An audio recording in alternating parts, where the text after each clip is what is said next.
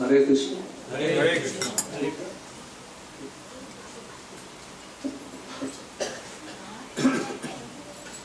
जय राधा माधव कुंज बिहारी। जय राधा माधव कुंज बिहारी। जय राधा माधव कुंज बिहारी। जय राधा माधव कुंज बिहारी।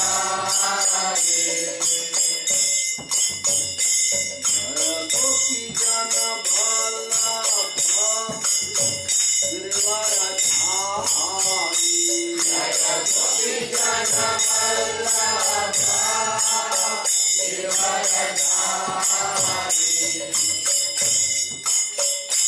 यशोदानंदन भज जननंदन। यशोदानंदन भज जननंदन। यशोदानंदन भज जननंदन। यशोदानंदन भज जननंदन। यमुना तेरा वनचारी। यमुना तेरा वनचारी। यमुना तेरा वनचारी। यमुना तेरा वनचारी। जय नाथ मोहन कुंज बिहारी।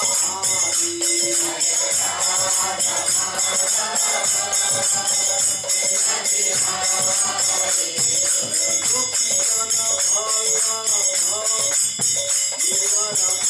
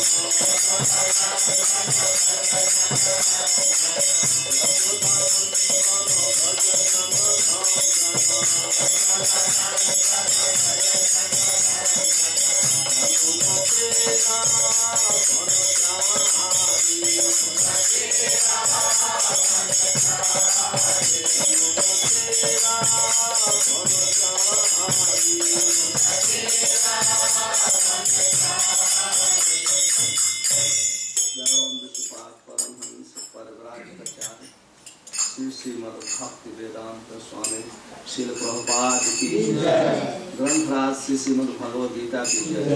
भक्ति वेदांत तात्पर्य की जय। निताई गौर परमानंदे। All glories to assembled. All glories to assembled devotees. All glories to assembled devotees. All glories of the Gauranga Hare. Om Namo Bhagavate Vasudevaya. Om Namo Bhagavate Vasudevaya. Om Namo Bhagavate Vasudevaya. Om Namo Bhagavate Vasudevaya. Om Namo Bhagavate Vasudevaya. Om Namo Bhagavate Vasudevaya. Shrimad Bhagavad Gita यथारूप अध्याय 4 श्लोक संख्या 9 दिव्य ज्ञान। जन्म कर्म च मे दिव्यम् एवं यो वेत्ति तत्त्वतः त्याक्त्वा देहं पुनर्जन्म नैति मामेति श्रो अर्जुन जन्म कर्म च मे दिव्यम् एवं यो वेत्ति तत्त्वतः त्यक्त्वा देहं पुनर्जन्म नैति मामेति सो अर्जुन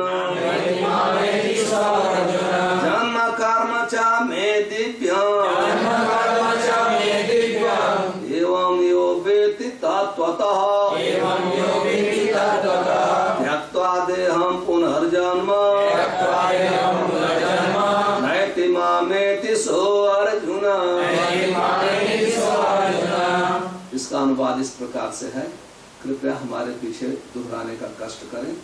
हे अर्जुन, जो मेरे आविर्भाव तथा कर्मों की दिव्य प्रकृति को जानता है, वह इस शरीर को छोड़ने पर इस भौतिक संसार में पुनः जन्म नहीं लेता, अपितु मेरे सनातन धाम को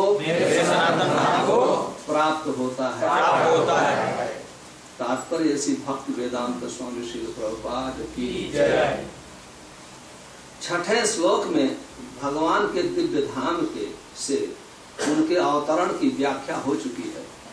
जो मनुष्य भगवान के आविर्भाव के सत्य को समझ लेता है, वह इस भवबंधन से मुक्त हो जाता है और इस शरीर को छोड़ते ही वह तुरंत भगवान के धाम को लौट जाता है। भवबंधन से जीव की ऐसी मुक्ति सरल नहीं है। निर्विशेषवादी तथा योगी जन पर्याप्त कष्ट तथा अनेकानेक जन्मों के बाद ही मुक्ति प्राप्त कर पाते हैं। इतने पर भी उन्हें जो मुक्ति भगवान की निराकार ब्रह्म ज्योति में तादात्म्य प्राप्त करने के रूप में मिलती है, वह आंशिक होती है और इस भौतिक संसार में लौट आने का भय बना रहता है।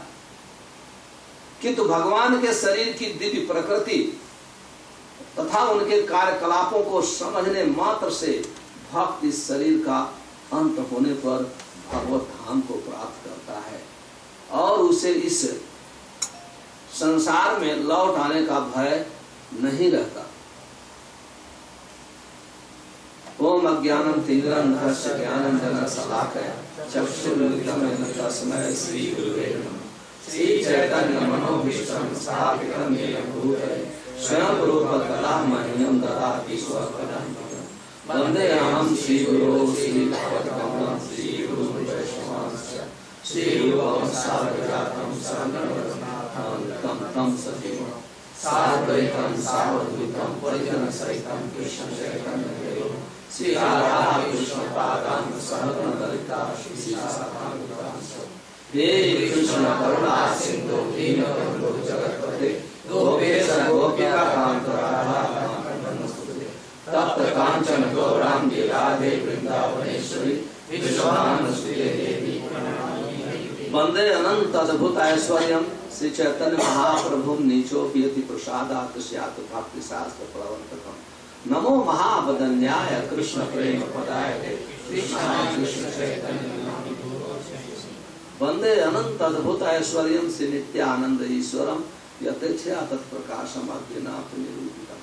पंचतत्वकं कृष्णं भक्त रूप स्वरूपकं भक्तावतारं भक्ताख्यं नमामि भक्ति शक्तिकम्।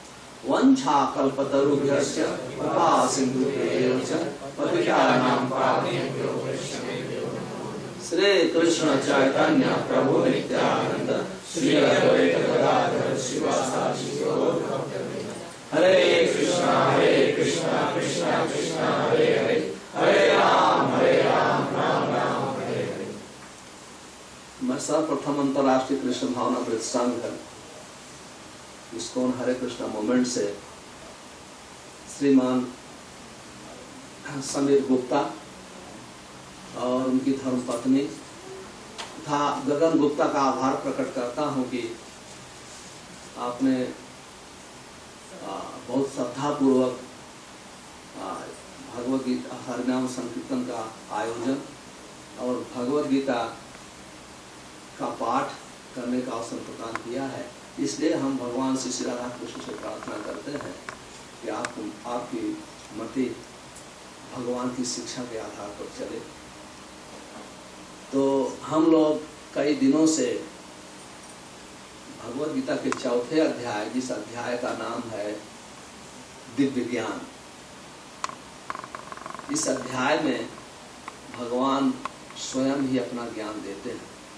सर्वप्रथम भगवान भगवद गीता के इस अध्याय में भगवद गीता का इतिहास बताते हैं। भगवद गीता का इतिहास बताते हुए कहते हैं कि हे अर्जुन, इदम विश्वस्ते योगम प्रोक्तवान अहम अव्ययम विश्वान मनवे प्राह मनु इच्छा हुए करोगे। भगवान कहते हैं कि हे अर्जुन, सबसे पहले मैं एक ज्ञान जो योग विद्या के नाम से जाना जाता है, सूर्य के देवता, उनका नाम विवस्वान है, उन्हें दिया था। विवस्वान मनवे प्राह, विवस्वान ने मानव के जन्मदाता मनु को दिया। मनु इच्छाकुवे अब्रवीत, मनु ने इसी सेम ज्ञान को महाराजा इच्छाकु को दिया। एवं परंपरा प्राप्त इमं राजर्षियों, ये ज्ञान इस प्रकार से एक परंपरा के एक के बाद दूसरा, दूसरे के बाद तीसरे के पास आ रहा है। तो प्रश्न उठता है कि ज्ञान देने की पुनः क्या आवश्यकता पड़ी? ज्ञान तो कभी बदलता नहीं है, परिवर्तन अज्ञान में होता है, ज्ञान में कभी परिवर्तन नहीं होता है। तो भगवान कहते हैं इस ज्ञान की आवश्यकता इसलिए पड़ी, काल में महता योगो नष्ट परंतप, समय थोड़ा समय बीत जाने के बाद इस योग में थोड़ा परिवर्तन आ गया, थोड़ा त्रुटि आ गई। नष्ट परंतप, थोड़ा इसमें त्रुटि आ गई। इसलिए मैं पुनः तुमको ज्ञान दे रहा हूं। क्यों दे रहा हूं? भक्तों से सखा में, तुम्हारे भक्त और मित्र। तो त्वया अद्य योग प्रोक्ता पुरातन, वही पुराना योग जो करोड़ों वर्ष पहले सूर्य के देवता विवस्वान को दिया था, योग प्रोक्ता, वही पुराना योग आज मैं पुनः तुमको दे रहा हूं। तो इसका अर्थ हुआ ज्ञान कभी बदलता नहीं, भगवान स्वयं आते हैं वही ज्ञान दोहराते हैं। क्योंकि 2 + 2 4 होते हैं, कभी 3 नहीं होते, न तो 5 होते हैं। जब 3 और 5 बनते हैं तो उस ज्ञान में त्रुटि आ जाती है। तो भगवान फिर से सेम ज्ञान की स्थापना करते हैं। तो अर्जुन भगवान की वाणी सुनने के बाद वो सशंकित हो गया, शंका में पड़ गया। क्यों? कि अर्जुन ने जानता था कि भगवान जो हमारे मित्र हैं कृष्ण, ये तो हमारे समकक्ष हैं, और सूर्य के देवता विवस्वान तो करोड़ों वर्ष पहले हुए, ये कैसे हो सकता है? तो अर्जुन प्रश्न करता है कि आप ये तो बहुत पहले हो चुके हैं, और आप तो अभी हमारे समकक्ष हो, देवकी और वसुदेव के पुत्र के रूप में पैदा हुए, तो कैसे संभव है ये ज्ञान देना? तो भगवान तुरंत कहते हैं, हे अर्जुन, बहुनि में व्यतीतान जन्मान तव अर्जुन। हे अर्जुन, यही जीव और भगवान में अंतर तुरंत ही। ये भगवत गीता है, एक एक शब्द में हम लोग को ज्ञान होता है भगवान कौन है और जीव क्या है। और पूरा विश्व, पूरा जगत भगवान के ज्ञान में भ्रमित है, लेकिन भगवत गीता स्पष्ट ज्ञान देती है। कहते तुरंत ही बहुनि में व्यतीता, हमारे और तुम्हारे जन्म बहुत बीत चुके हैं। अहम तान सर्वाण वेद तुम न वेद परंतर, मुझे संपूर्ण जन्मों का पता है, इसलिए भगवान को सर्वज्ञ कहते हैं और जीव को अल्पज्ञ कहते हैं। सर्वज्ञ भगवान हर जीव के हृदय में है, हर कण कण में है, हर वस्तु का ज्ञान रखते हैं। इसलिए स्वयं ही 10वें अध्याय में कहते हैं वेदा हम समातीता न वर्तमान च अर्जुन, मैं भूत भविष्य वर्तमान सबको जानता हूं, ये भगवान है। वेद कृष्ण को भगवान प्रेजेंट कर रहे हैं, ऐसे नहीं, वो भगवान है, उनमें भगवान का गुण है। वेद ऐसे नहीं प्रस्तुत कर रहे हैं कृष्ण भगवान, वेद इसलिए प्रेजेंट कर रहे हैं कृष्ण भगवान है और वेद भी उनके मुख से ही निकले हुए हैं। तो भगवान फिर अपने जन्म का साइंटिफिक प्रेजेंटेशन करते हैं, वैज्ञानिक वर्णन करते हैं, सेंटिमेंटली नहीं, साइंटिफिक प्रेजेंटेशन खुद कहते हैं मेरा जन्म है। कहते हैं मैं तो अजन्मा हूं, अजो भी सन्न अव्यय आत्मा भूता नाम ईश्वरों भी सन, मैं जन्म नहीं लेता, मैं प्रकट होता हूं, मैं अवतार लेता हूं, मैं गोलोक वृंदावन वैकुंठ लोक में अपने धाम से यहां आता हूं। और कैसे आता हूं? संभवामि आत्माया, अपनी शक्ति से, अंतरंगा इंटरनल पोटेंसी, अंतरंगा शक्ति के अंदर। तो फिर कोई प्रश्न करे तो क्यों आते हैं आप? कहते हैं यदा यदा धर्म से ग्लानिर्भवति भवति भारत, जब धर्म का ह्रास होता है और अधर्म का उत्थान होता है, उस समय मैं धर्म की स्थापना करने के लिए आता हूं।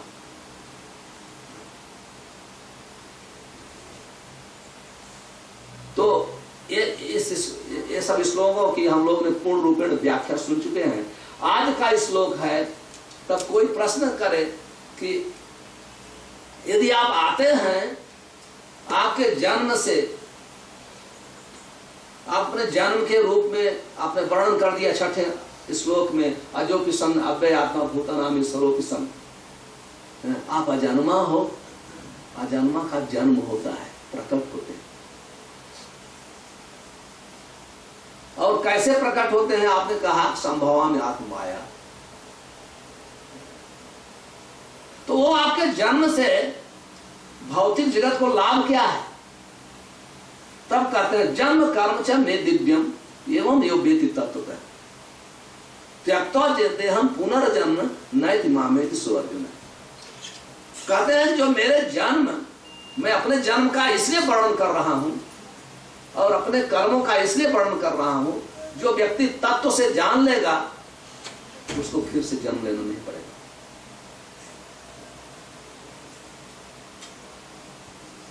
केवल तत्व से जान लेना, क्योंकि मायाबद्ध जीव भगवान को साधारण मनुष्य मानते हैं, उनके जन्म को सोचते हैं जैसे हमारे बच्चे पैदा होते हैं, ऐसे ही भगवान कृष्ण देव की वसुदेव से पैदा हुए। मायाबद्ध जीव अवजानन्ति माम मूढ़ा मानुषिम तनु आश्रितम्। मायाबद्ध जीव का अर्थ है अज्ञानी व्यक्ति। वो भगवान को एक साधारण मनुष्य जानता है। क्यों जानता है? परम भावम जानतो मंदभूत, उनके दिव्य स्वरूप को समझ नहीं पाता। तो यहाँ भगवान इस श्लोक में अपने दिव्य स्वरूप का वर्णन करते हैं। तो प्रश्न है, कहते हैं जन्म कर्म च मे दिव्यम। दिव्यम का अर्थ है अप्राकृतम, दिव्यम अलौकिकम। सिद्ध स्वामी एंड दूसरे आचार्य लोग इस शब्द की व्याख्या करते हुए कहते हैं कि दिव्यम का अर्थ है, दिव्य का है अलौकिक, असंसारी, संसारी और असंसारी या अप्राकृतिक। तो भगवान का जन्म अप्राकृतिक है। अब कैसे प्राकृतिक हुआ? जैसे कोई भी प्राकृतिक मनुष्य का जन्म होता है तो ऐसे नहीं होता। सबसे पहले स्त्री पुरुष शादी के संबंध में जुड़ते हैं, विवाह करते हैं। इसके बाद समय आने पर तब उन्हें संतान उत्पन्न होते हैं और 9 महीने आत्मा को गर्भ में रहना पड़ता है और गर्भ की असह्य वेदना को जीव सहता है। इसके बाद बच्चा फिर रोते हुए पैदा होता है। कोई भौतिक जगत में किसी का भी बच्चा, चाहे राजा का हो या गरीब का हो, कोई बच्चा हंसते हुए नहीं पैदा होता, हर बच्चा रोते हुए पैदा होता है। फिर उसके बाद वो अज्ञान में ही रहता है। माँ हमेशा उसको शिक्षा देती है। जो ही हाथ से पकड़ता है बच्चा मुंह में डाल देता है, जो ही देखता है स्पर्श करना चाहता है, उसको शिक्षा दी जाती है। ये पूरा लाइफ मनुष्य का, मायापद जीव का पूरा जीवन केवल शिक्षा के लिए है। वो शिक्षा ही लेता है अब तक, मृत्यु तक, क्योंकि अज्ञान में रहता है। वृद्धावस्था, बचपन से लेकर के वृद्धावस्था तक हमेशा कुछ न कुछ गलती करता है। उसको लोग बोलते हैं सुधारो, अपने को सुधारिए। हम समझ सकते हैं, लेकिन भगवान का जन्म ऐसा नहीं है। भगवान दिव्यम, ये संसारी नहीं है। श्रीमद् भागवतम के 10वें स्कंध से हम लोग को ज्ञान मिलता है कि 10वें स्कंध में श्रीपाद सुखदेव गोस्वामी भगवान कृष्ण के जन्म का वर्णन करते हैं। वहां वर्णन करते हैं कि जब वसुदेव और देवकी कंस के कारागृह में थे तो उस समय सबसे पहले जब भगवान कृष्ण को प्रकट होना हुआ, वो पिता के वीर्य के द्वारा, वसुदेव के वीर्य के द्वारा देवकी के गर्भ में प्रवेश नहीं हुए। श्रीमद् भागवतम वर्णन है, सुखदेव गोस्वामी कहते हैं सबसे पहले मनः आनक दुंदुभि। आनक दुंदुभि वसुदेव का एक नाम है, क्योंकि जब वसुदेव जी पैदा हुए थे देवता लोग नगाड़े बजाए थे। क्यों बजाए थे? देवता लोग को पता था कि भगवान उनके पुत्र के रूप में आए, खुशी में नगाड़े बजाए गए। तो कहते हैं कि मना आनक दुंदुभि, सबसे पहले भगवान वसुदेव के मन में प्रकट हुए, मन में प्रकट हुए। जब ही वसुदेव के मन में प्रकट हुए उस समय वसुदेव की शरीर हजारों सूर्यों के समान दीप्यमान हो गया, दीप्यमान हो गया, चारों तरफ प्रकाश हो गया उनके शरीर। यहां तक कंस को साहस नहीं होता था वसुदेव को देखने के लिए। शास्त्र में कहते हैं कृष्ण सूर्य सम माया है अंधकार, जहां कृष्ण तहां माया नहीं है।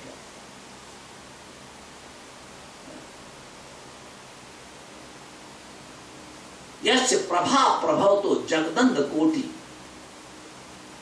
भगवान संपूर्ण प्रभा के स्रोत हैं, ब्रह्म के स्रोत हैं। उनके शरीर से अनलिमिटेड असीमित प्रकाश निकलता है, ब्रह्म ज्योति, वो ब्रह्म ज्योति के स्रोत है। तो जब कोई भी वसुदेव ही नहीं, जो ही व्यक्ति कृष्ण भावना में आता है या कृष्ण को हमेशा, कृष्ण के विषय में हमेशा चिंतन करता है, कृष्ण का नाम लेता है, उसकी शरीर प्रकाशमान हो जाती है। अंतरराष्ट्रीय कृष्ण भावना मृत के फाउंडर आचार्य श्री भक्ति वेदांत स्वामी श्री प्रभुपाद जी जब अमेरिका में प्रचार करते थे तो अमेरिकन उनको कहते थे कि प्रभुपाद जी, आपके डिसाइपल्स, आपके शिष्य का फेस बहुत ब्राइट होता है, बहुत ही ब्राइट होता है। बात सच है। आदमी कोई भी कितना भी असभ्य व्यक्ति, कितना भी पापी व्यक्ति, ब्राइट कहने का अर्थ है, ब्राइट का अर्थ है जब व्यक्ति अधिक पाप करता है तो उसका मन मलिन रहता है। जो व्यक्ति भक्ति करता है तो संपूर्ण पाप से मुक्त हो जाता है, तो उसके शरीर में, उसके चेहरे पर एक कांत, मुखार बिंद पर एक अनूठी कांति उत्पन्न होती है। ये किसको भी भक्ति करता है। और वसुदेव तो भगवान कृष्ण के परम भक्त थे, तो जो ही भगवान को आना हुआ सबसे पहले वसुदेव के मन में आए, वसुदेव के मन के बाद देवकी के मन प्रवेश हुआ। महान आचार्य विश्वनाथ चक्रवर्ती ठाकुर ऐसा वर्णन करते हैं, ये दीक्षा की विधि है। जब किसी को कृष्ण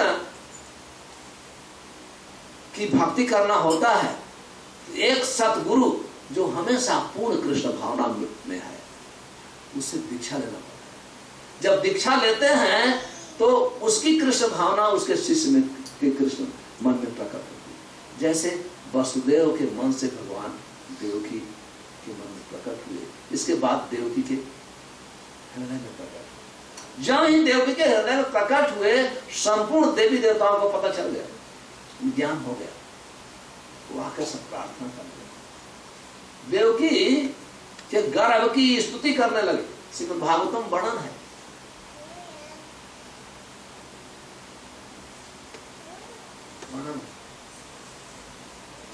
इसके बाद जब भगवान देवकी के गर्भ से नहीं पैदा हुए, भगवान चतुर्भुज रूप में प्रकट हुए, देवकी के हृदय से चतुर्भुज रूप में प्रकट हुए। और जब प्रकट हुए तो वसुदेव और देवकी देख रहे हैं, चार भुजाएं हैं, पीतांबर धारण किए हुए हैं, मोर मुकुट लगा हुआ है। और प्रकट होते हुए भगवान, प्रकट होकर के भगवान वसुदेव और देवकी को याद दिलाते हैं, आपने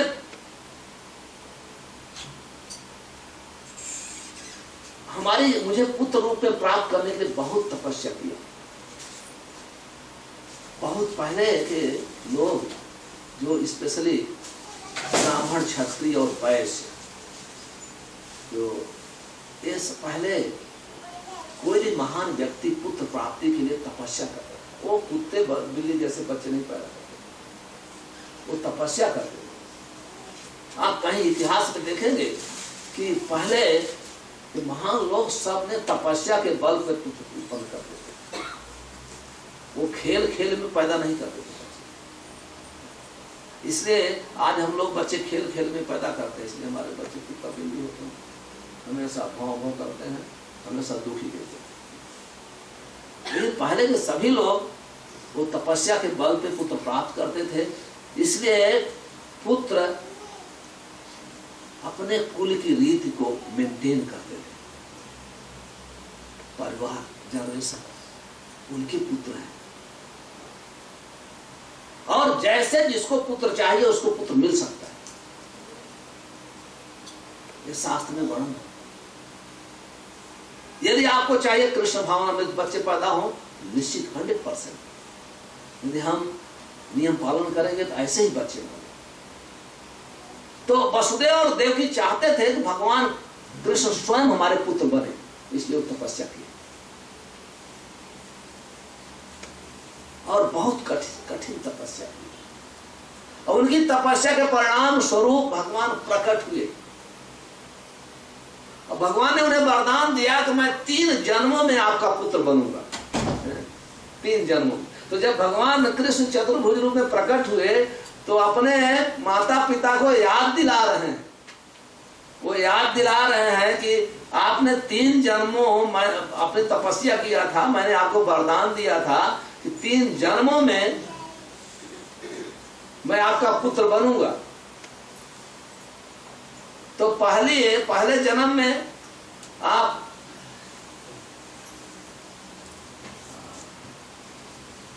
मैं आपके का पुत्र कृष्णी गर्भ के रूप में आया था, दूसरे में मैं बामन के रूप में आया और कश्यप आदित्य के रूप में आप कश्यप आदित्य का पुत्र बन के बामन के रूप में आए। और तीसरे में, ये तीसरा जब आ रहा हूं, ये मैं स्वयं कृष्ण के रूप में आ रहा हूं। तो हमारे बच्चे पैदा होते हैं, हमको याद दिलाते हैं? नहीं याद दिलाते। इसको कहते हैं जन्म दिव्यम। भौतिक जन्म नहीं है, भगवान रोते हुए जन्म नहीं लिए। और जब ही प्रकट हुए उसी समय उनकी भगवान की इच्छा से देव की वसुदेव की हथकड़ियां टूट गई। इच्छा शक्ति, ज्ञान शक्ति, क्रिया शक्ति, हर इच्छा भगवान। जो भगवान की इच्छा होती है वही होता है। कहते हैं कि a blade of grass can not move without the will of Lord. भगवान की इच्छा के बगैर एक पत्ता भी हिलता नहीं है। तो जैसे भगवान ने इच्छा की, आप सोचिए कंस का इतना बड़ा सुरक्षा का प्रबंध है। हमारे ख्याल से ओबामा का भी नहीं होगा। इतने शक्तिशाली कंस के पहरेदार थे, कंस के सैनिक थे, लेकिन भगवान की इच्छा से सब सो गए, बेहोश हो गए। हम जानते हैं, इतिहास पढ़े। और भगवान ने उन्हें आदेश दिया। आप सोचिए, आदेश दिया कि हमको यहां से गोकुल में लेके चलिए, नंद बाबा यशोदा। इसको कहते हैं जन्म दिव्यम। भगवान का जन्म दिव्य है। फिर देवकी वसुदेव ने बहुत आराधना किया कि आप हमारा संतान रूप बच्चा बन जाइए, शिशु बन जाइए। तो भक्तों की प्रार्थना पर परम भक्त है। और भगवान भक्तों के गुलाम है। परित्राण साधुनाम विनाशाय च दुष्कृताम। अपने भक्त को संतुष्ट करने के लिए आते हैं। जब उनकी भक्ति इच्छा है कि पुत्र आप रूप में देखना चाहता हूँ, चतुर्भुज में नहीं देखना चाहता, भगवान तुरंत ही द्विभुजता रूप धारण करके साधारण बच्चे जैसे बन गए।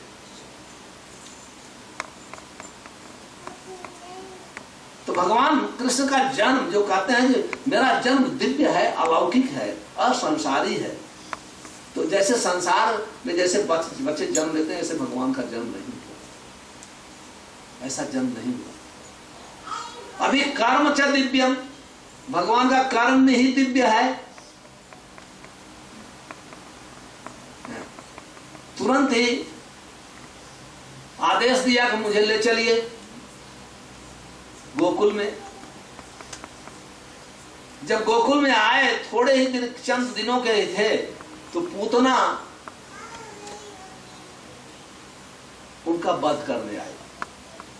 अपने स्तन पर कालकूट जहर लगा करके स्तनपान कराने आए। तो भगवान ने पूतना का स्तनपान करते समय ही उसके प्राण का भी पान कर लिया। और दिव्य क्यों कहते हैं? क्योंकि पूतना के प्राण का तो प्राण भी पी गए, लेकिन पूतना को मां का स्थान दिया। अहो बकीयम स्तन कालकूटम। भगवान के गुणों का वर्णन करते हुए श्रीपाद सुखदेव गोस्वामी कहते हैं कि भगवान इतने महान हैं, इतने गुणों के खान है कि पूतना अपने स्तन पर कालकूट जहर लगा के आई थी, लेकिन भगवान ने उसको मां का स्थान दिया। और यही गुण सुन करके श्रीपाद सुखदेव गोस्वामी वापस आते।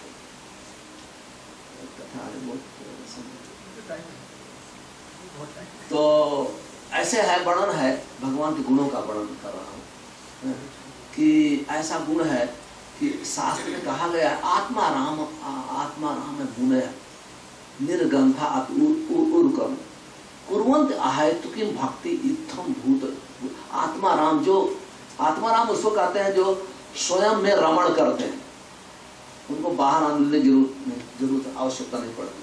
तो ऐसे आत्मा राम भी जब भगवान के गुणों को सुनते हैं तो फिर आकर के उनकी भक्ति करते हैं। और सुखदेव गोस्वामी ऐसे ही आत्मराम।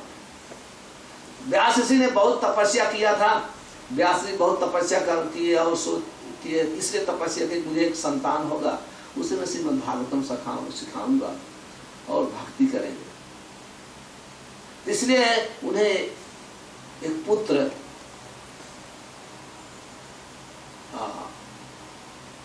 प्राप्ति के लिए किए तपस्या। तो उसी समय सुखदेव गोस्वामी अपने मां के गर्भ में आए।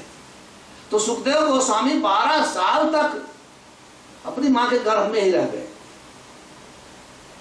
12 साल तक। क्योंकि हम लोग के बच्चे अगर 1 महीना ज्यादा रहे तो ऑपरेशन करना पड़ता है कि नहीं? या कुछ गड़बड़ होगा पहले भी ऑपरेशन। तो जब ये सुनते हैं लोग 12 साल तक माँ के गर्भ में रह गए, बहुत शंका होती है, तो सब झूठ है, फेक है, ये बात गलत है। वो योगी थे, सुखदेव गोस्वामी योगी थे। जैसे चतुर्कुमार हैं, हजारों सालों से बच्चे के रूप में ही योग से अपनी उम्र को हम मेंटेन कर सकते हैं। तो सुखदेव गोस्वामी जैसे पैदा हुए तुरंत 14 साल के हो गए तुरंत ही। मां के गर्भ में छोटे रूप में थे, जैसे छोटे बच्चे होते हैं। क्योंकि वो परीक्षित महाराज कहते हैं सुखदेव गोस्वामी को, योगी नाम परमम गुरु, आप योगियों को भी गुरु हो। तो वो योगी थे, महायोगी थे, तो तुरंत ही बड़े हो गए। तो ऐसा नहीं सोचना चाहिए 14 साल तक कैसे उनकी माँ, क्योंकि वो छोटे बच्चे में ही रहे। जैसे चतुर्कुमार हमेशा अपनी उम्र को मेंटेन करते हैं। तो जब वो बाहर निकल ही नहीं रहे थे कि मैं माया में आऊंगा नहीं, माँ का, आप सोचिए गर्भ, माँ का गर्भ